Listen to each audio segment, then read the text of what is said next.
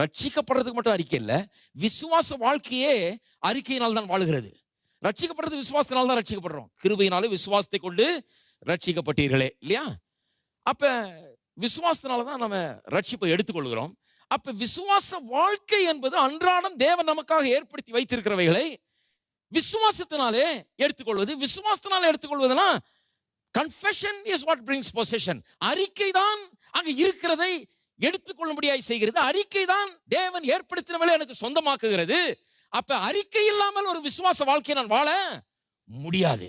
ரட்சிக்கப்படும் போது நான் எப்படி பிசாசை என்னுடைய இருதய சிம்மாசனத்திலிருந்து விரட்டி விட்டு இயேசுவுக்கு என் இருதய சிம்மாசனத்தில் இடம் கொடுத்து அவரை ஆளும்படி இடம் கொடுத்தேனோ, அதுபோல நான் ஒவ்வொரு நாளும் என்னை எது ஆளும் என்று என்னுடைய அறிக்கையினாலே அவைகளுக்கு இடம் கொடுக்கிறேன்.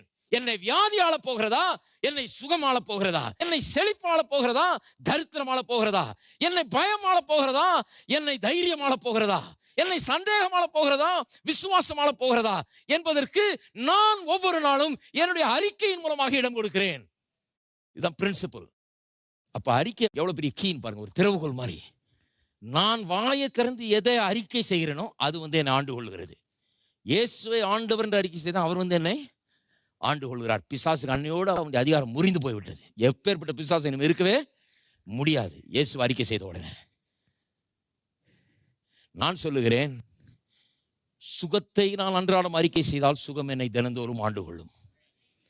வெற்றியை நான் தினந்தோறும் அறிக்கை செய்தால் வெற்றியை ஆளும்படியாக என்னுடைய சிம்மாசனம், இருதய சிம்மாசனத்தில் நான் ஏற்றுகிறேன். தேவனுடைய வார்த்தையை நான் அறிக்கை செய்யும் போது எதை அறிக்கை செய்கிறேனோ அதை என்னுடைய சிம்மாசனத்தில், இருதய சிம்மாசனத்தில் நான் இருதயத்தை அதில் உறுதிப்படுத்துகிறேன். இருக்கீங்களா?